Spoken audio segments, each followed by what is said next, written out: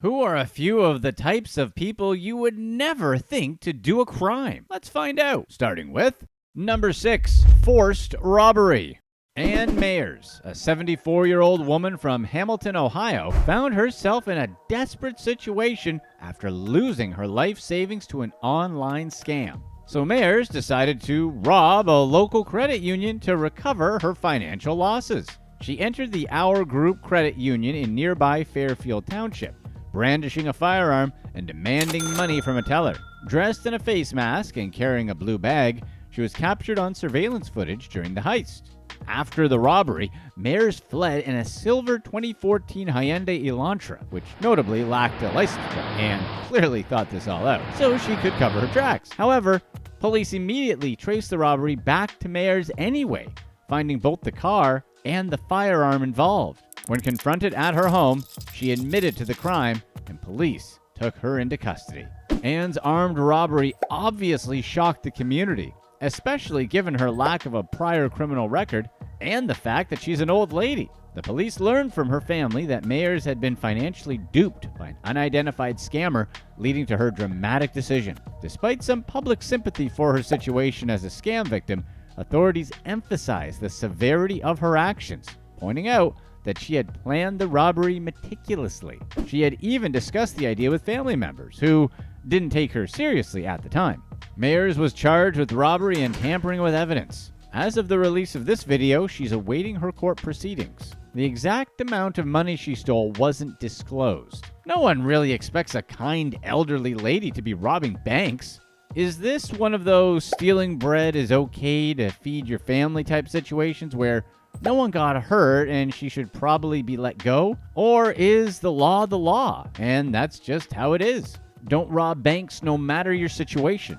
Number 5, unexpected tragedy. On Christmas Eve in Largo, Florida, a family dispute tragically escalated into a situation most people would never imagine happened to their own family. The situation resulted in the passing of Abrielle Baldwin, a mother of 2. The incident began during a seemingly innocent shopping trip that turned sour. Abrielle's 2 teenage brothers, Damarcus and Darcus Coley, began arguing over who received more Christmas presents. Brothers, am I right? This argument continued at their grandmother's house, where the family was gathering for the holidays. In the heat of the argument, Damarcus, armed with a firearm, threatened his older brother. Their uncle intervened, separating them and sending Damarcus outside. Sadly, the confrontation exploded when Abrielle attempted to calm her brothers down. Captured on a neighbor's outdoor camera, Abrielle can be heard pleading, quote, "You all need to leave that stuff alone. Why are you trying to start it? It's Christmas." Ignoring her pleas, Damarcus shockingly lets a round go, striking Abrielle in the chest. Abrielle was holding her 10-month-old baby, who miraculously wasn't injured. After hearing the shot, Darcus ran outside and moments later fired off towards Damarcus. Darcus then tossed his weapon in a neighbor's yard and fled to a relative's home in Clearwater, where he was later arrested. Abrielle was rushed to Largo Medical Center, where she succumbed to her injuries. The brothers were both charged for their roles in the crimes. Sheriff Bob Galtieri of Pineda County expressed his frustration, noting that both brothers had previous run-ins with the law. The Pineda Pasco State Attorney's Office considered charging the brothers as adults given the gravity of the crime. As of the release of the video, no further details have been made available in regards to their trial.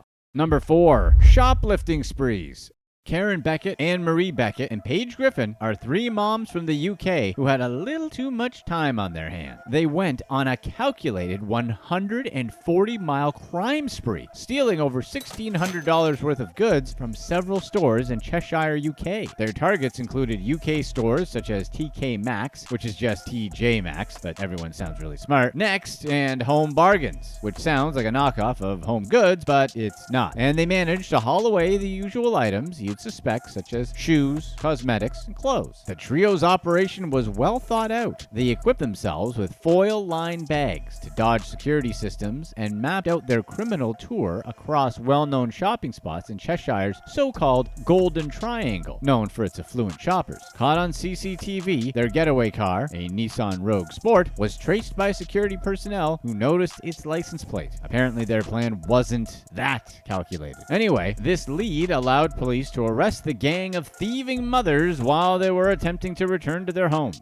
When stopped, authorities found the stolen goods, still tagged, inside their vehicle. Past records revealed that both Karen and Anne-Marie Beckett were apparently low-down dirty thieves who already had previous theft convictions. In court, the seriousness of their coordinated theft was acknowledged, but the judge opted for leniency, pointing to personal challenges and familial responsibilities. Each woman received a suspended sentence and was mandated to undergo rehabilitation programs. Karen Beckett, with the most extensive criminal history among them, got a 12-week suspended sentence. Anne-Marie received 8 weeks, and Paige Griffin, the youngest and a former beauty salon receptionist, received an 18-week suspended sentence. This decision was shaped by the acknowledgement of their previous issues and the potential impact of incarceration on their families. The court ordered each to pay fines and participate in probation services to steer their lives in a better direction. It's weird that they were robbing discount department stores. It seems like a no-brainer to us to at least steal from a Neiman Marcus or something if someone decides to be about the shoplifting life. And also, take off that license plate if they're going to be using their own car. Number 3. Really bored? Paul Elson, a 64-year-old retired United Nations worker from the UK, was sentenced to 10.5 years in prison for his unexpected role in a trafficking scheme. Despite his previous clean record and modest lifestyle as a golf coach, Elson got tangled in an operation that moved substantial amounts of illegal substances worth nearly $3.3 million on the street into Liverpool. The police uncovered this cash in a waterfront apartment during a raid. Elson's involvement in the criminal world came as a shock given his age and background. His attorney emphasized that there was no evidence Elson had altered his lifestyle with his illicit earnings, nor any clear reason for his late life pivot to crime. Alongside Elson, Stephen Cahill was also implicated. Unlike Elson, Cahill had a long criminal history and received a longer sentence of 13.5 years. Both men were seen transporting cardboard boxes full of illicit substances into the Waterloo warehouse complex on separate occasions just before their arrest. Upon searching a unit for which Elson had keys, authorities found the contraband stored inside. The defense argued that both men faced personal challenges. Cahill with his substance problems and the loss of his job, and Elson from some financial pressures. Elson remarked through his lawyer that he regretted his involvement, which was seemingly limited to logistical support within the operation. Who would expect the average retired guy with no criminal history to pull a Breaking Bad? It's like what they say about the Spanish Inquisition. Number 2. The Scamming Lawyer. Annalisa Kajer, a lawyer originally from the Philippines, found herself in serious trouble after misusing a client's £132,000 divorce settlement. While operating her law firm from Italy, Kajer was expected to transfer this substantial amount to her client, Elena Tomsa. Instead, she redirected the funds to cover other clients' payments, clear business debts, support personal expenses, and even settle her tax bill. The misappropriation was revealed when Tomsa, having not received her money, reported Kajer to the Solicitors Regulatory Authority, which is basically the UK's version of the Bar Association for Lawyers. The investigation revealed a grim picture of Kajer's company, Able Law, which was compared to the famous deserted ghost ship Mary Celeste, with only about half of the intended funds remaining in the account. The consequences were severe for Kajer. She was struck off the legal register and arrested for fraud after her return to the UK from Italy. The court learned that Kajer had been struggling with significant personal issues, including a bad relationship with her unemployed husband who had a gambling problem. Her defense described her as a woman driven to desperation, trying to support her family under dire circumstances. Despite the turmoil and impact on Tomsa, who suffered considerable distress and had to temporarily move in with her daughter, Kajer avoided jail time. Discussing her mental health struggles and personal situation, the judge handed down a 2-year suspended sentence and mandated 100 hours of unpaid work. The legal profession's compensation fund later reimbursed Miss Tomsa, so it seems like everything worked out okay in the end. If you're enjoying this video, be sure to stay tuned right here for our past release to find out how this guy was able to scam millions with his flawless impersonations. Number 1. Wrong place, wrong time. William Brock, an 81-year-old man from South Charleston, West Virginia, was arrested following an extremely tragic incident stemming from a telephone scam. The situation situation unfolded when Brock, victimized by a scam involving a supposed incarcerated relative, was led to believe that his family was under threat unless he paid money. The same scammer had contacted 61-year-old Uber driver Loletha Hall, instructing her to collect a package from Brock's residence. But when Hall arrived and asked about the package, Brock, thinking he was being robbed, confronted her while armed. The encounter, captured on Hall's dashcam, escalated quickly. Hall tried to get away, but Brock physically prevented her from escaping and discharged his firearm, hitting her 3 times. Hall, who was unarmed and suffering from medical conditions, didn't pose any threat to Brock. She merely asked about the package as instructed by her Uber app. Despite this, Brock didn't seek help or call 911 until after he had injured Hall. He later claimed to a 911 dispatcher that he had acted in self-defense against an attempted robbery. First responders rushed Hall to Miami Valley Hospital, but she unfortunately didn't make it during surgery. The Clark County Sheriff's Office emphasized that there was no immediate threat from Hall at any time, leading to Brock's arrest. This con is the typical bail bond scam, and it's worth educating any elderly people in your lives about this typical scam to avoid any potential devastating outcomes. Scammers will target an elderly victim claiming that their grandchild has been arrested and needs help, but is too afraid to call their parents. They'll then instruct them to get bail money and give it to someone that'll be sent to their house to collect it. In this case, it was unfortunately Hall, who wasn't a scammer. Sadly, it sounds like Brock fell for the scam or thought that Hall was the scammer. The incident was described by an Uber spokesperson as a horrific tragedy and said their typical corporate condolences to Hall's family and said they were in cooperation with law enforcement in the ongoing investigation. Brock has pleaded not guilty, and the outcome of the trial hangs in the balance as of the release of this video. Authorities have banned the Uber account that set up that fatal encounter, and the investigation into the original call continues. Gilbert Chickle is a name that's synonymous with fraud, deception, and scams. This notorious con man has made headlines around the world for his elaborate schemes that have swindled millions of dollars from unsuspecting victims. Chickle's story is a cautionary tale about the dangers of greed and the consequences that come with it. Born in 1964 in Paris, Chickle grew up in a middle-class family. From a young age, he showed a talent for deception and manipulation, using his charm and quick wit to get what he wanted. Chickle's childhood scams were relatively simple, but they were effective in helping him develop his confidence and skills. One of his earliest scams involved him pretending to be a wealthy businessman, complete with a suit and a briefcase. He would approach people on the street and strike up a conversation, claiming that he was looking for investment opportunities. He would then ask his target to give him some money as a show of good faith, promising to repay them with interest later on. Of course, he never repaid anyone, but he managed to scam several people along the way. Another of Chickle's scams involved him selling fake concert tickets. He would create a fake ticket stub using a photocopier and sell it to unsuspecting concertgoers outside the venue.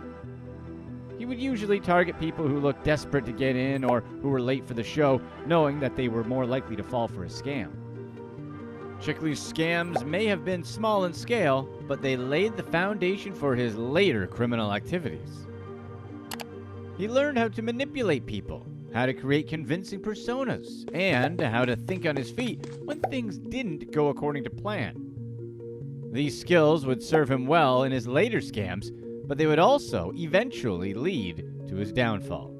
One of Chickle's most notorious scams involved impersonating a high-ranking executive of a major French bank. Using sophisticated techniques, Chickle was able to convince bank employees to wire large sums of money to offshore accounts controlled by him and his accomplices. His methods were, to put it frankly, absolutely insane, like something out of a James Bond movie. We'll go into more detail later, but for now, here's how he got started. Before he could start scamming his victims, Chickle needed to assemble a team, much like Danny Ocean did in the iconic film Ocean's 11. Except this was real life, and these scams were potentially more dangerous. His team was helmed by Chickle's right-hand man, and the other con man named in the case, Anthony Lazarevich, who played a crucial role in executing the frauds. Lazarevich was born in Marseille, France in 1977. He came from a middle-class family and had a good education, attending one of the best high schools in the city. However, Lazarevich had a taste for the extravagant and the luxurious, and he soon found himself drawn to a life of crime. crime. Lazarevich met Gilbert Chickle in the early 2000s, and the two quickly became partners in crime. Chickle was a skilled con man with a talent for impersonation and social engineering, while Lazarevich had a gift for technology and computer hacking. Together, they formed a formidable team. Chickle's most notorious scam was the bank CEO scam, which began in 2010. In this scheme, Chickle posed as a high-ranking executive of a major French bank, often using the name Jean-Claude Van Damme as an alias. He would call the bank's other executives and convince them to transfer large sums of money to offshore accounts controlled by him and his accomplices. Chickle used a variety of sophisticated techniques to make the scam seem legitimate. He would often use voice-changing software to alter his voice and sound like the actual CEO of the bank. He also had the accomplices who would pose as lawyers and provide convincing legal documents to support the scam. What made Chickle's scheme so effective was his use of realistic silicone masks to create convincing personas for himself. By altering his appearance, he was able to create the illusion of being a different person each time he made a video call. He even went so far as to create fake LinkedIn profiles and other social media accounts to lend credibility to his various personas. Chickle's use of silicone masks to perpetuate his crimes is a reminder of the power of technology to enable deception. While most people are familiar with the concept of phishing scams and other online frauds, Chickle's use of masks and other props takes this kind of fraud to a new level. One of his other notable scams involved Turkish business magnate Inan Karak. In 2015, Karak received a call from someone claiming to be the French defense minister, Jean-Yves Le Drian. The caller informed Karak that he was in the process of acquiring a large oil field in Africa and needed Karak's assistance to ensure the deal went through smoothly. Over the course of several months, Karak was in regular contact with the supposed French defense minister. He was asked to wire money to various accounts in order to facilitate the acquisition of the oil field. Initially, the amounts requested were small, but as time went on, the amounts grew larger and larger. Eventually, Karak was asked to wire $47 million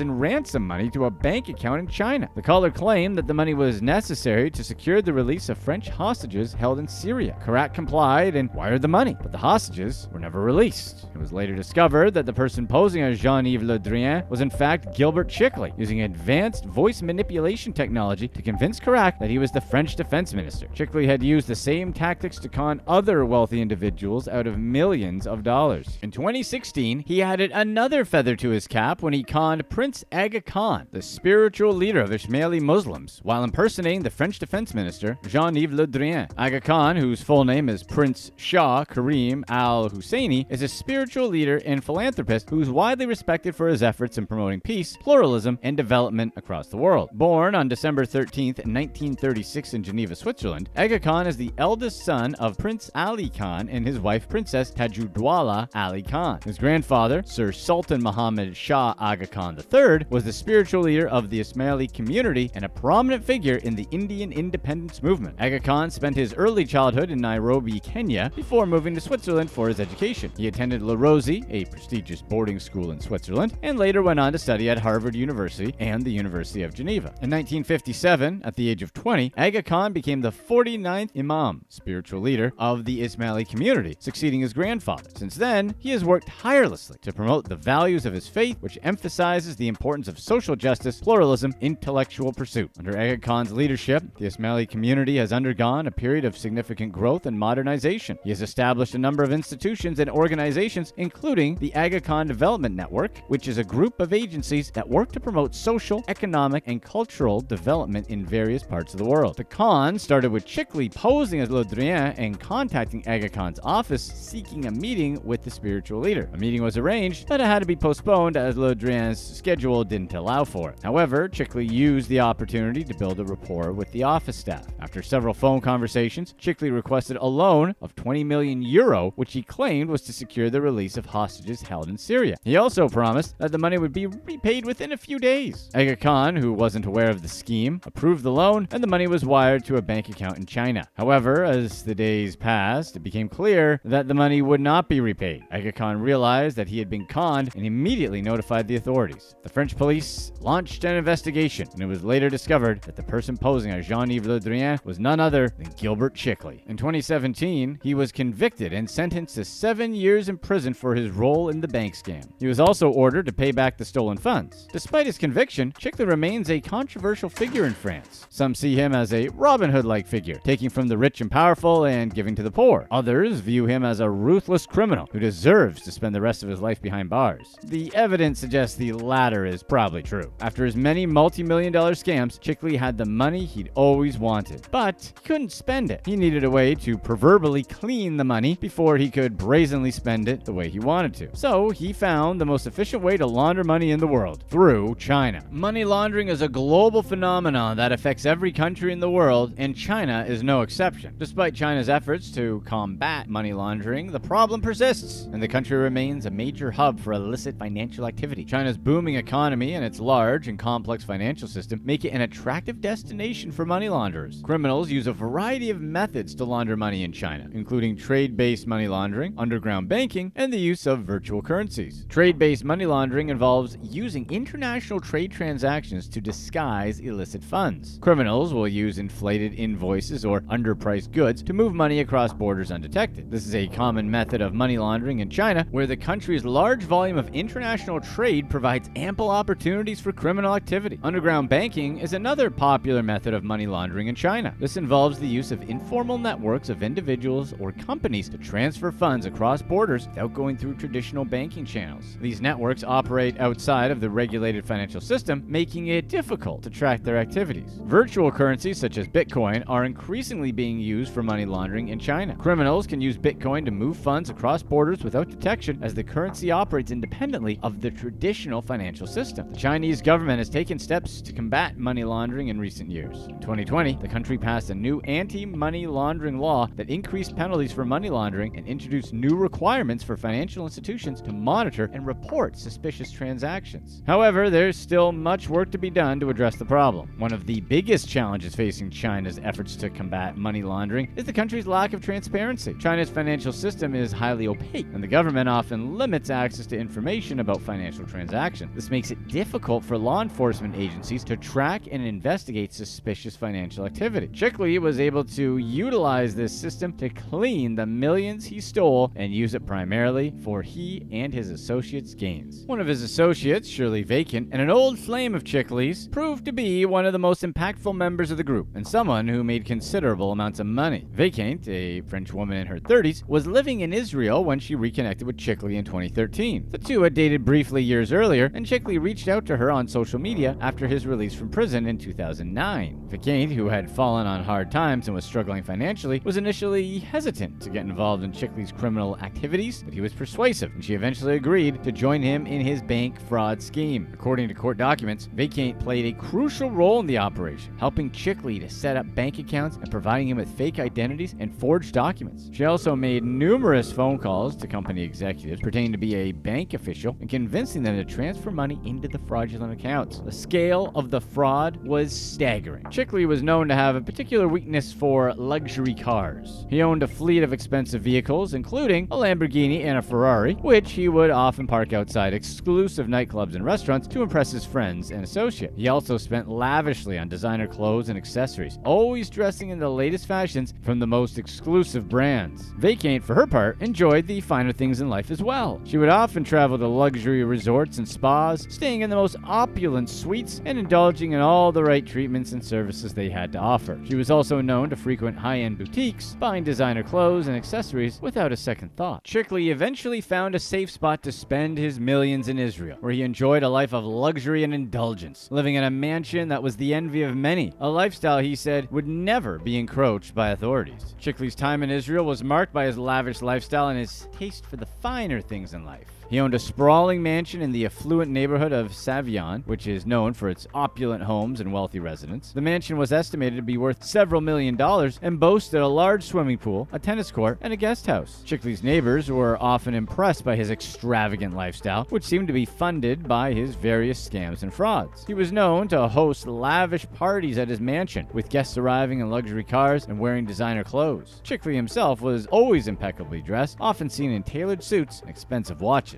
However, Chickle's opulent lifestyle wasn't without its risks. He was constantly under scrutiny of authorities, who were aware of his criminal past and were monitoring his activity closely. Meanwhile, Chickle was boldly telling reporters that he couldn't be touched here in Israel and that the authorities could not arrest him here. Chickle's lifestyle came to an end in 2015 when he was arrested while hiding in Ukraine and extradited to France to face trial for his various frauds and schemes. When the police raided Chickle's home, they found a silicone mask designed to resemble the Prince of Monaco, suggesting to authorities that Chickle was planning a Mission Impossible-esque scheme. He was eventually sentenced to 7 years in prison, which he's concurrently serving. His mansion in Savion was seized by the authorities and sold at auction, with the proceeds going towards compensating his victims. Chickle's time in Israel is a cautionary tale about the dangers of living a life of luxury and indulgence, particularly when it's funded by illegal activities. While he may have enjoyed a life of excess for a time, it ultimately came at a cost, as he would get caught and brought to justice for his crimes. Today, his mansion stands as a reminder of the consequences of fraudulent behavior and the importance of living an honest and ethical life. In court, Chickle and Lazarevich were unrepentant, and they continued to insist that their actions were justified. They argued that they were only taking money from large, faceless corporations and that they weren't hurting anyone directly. However, the court wasn't swayed by their arguments, and both men were convicted and sentenced to prison. On April 7th, 2023, a Paris court handed down its verdict, sentencing Chickle to 11 years in prison and Lazarevich to 8 years. Both men were also ordered to pay fines of €2 million and €1.5 million, respectively. Court's decision has been welcomed by authorities and the public, who see it as a strong message for those who want to engage in financial fraud. In recent years, the prevalence of such scams has risen significantly as criminals become more sophisticated in their methods and take advantage of the anonymity provided by the internet. Chickle may be the first of his kind, but he won't be the last. Chickle's story has been the inspiration for the 2015 French film Je compte sur vous, which means I'm counting on you in French. The film tells the story of a fictional character named Gilbert Perez, played by Vincent Elbaz, who's based on Chickle. The film shows how highly sophisticated Chickle's schemes were and involved detailed research about the targeted companies and individuals. He would gather information about the company's internal hierarchy, the names of senior executives, and their personal information such as dates of birth and family details. Armed with this information, Chickle would call up the company's employees using spoofed phone numbers to make it seem as if he were calling from the executive's office. The film goes on to explore Perez's motivations and his relationships with his accomplices, his family, and the victims of his scams. The film was praised for its nuanced portrayal of Perez, who is shown as a complex character rather than a one-dimensional villain. The film also explores the psychological toll of Chickle's scams on his victims. Many of the individuals and businesses targeted by Chickle lost millions of dollars, and some were left emotionally devastated by the experience. The film shows how the victims of Perez's scams struggled to come to terms with the betrayal and the loss of their money. Let us know in the comments section what you'd rather do. Go streaking in front of a packed stadium during a sporting event and get paid 50 grand, or pay 2 grand if you refuse.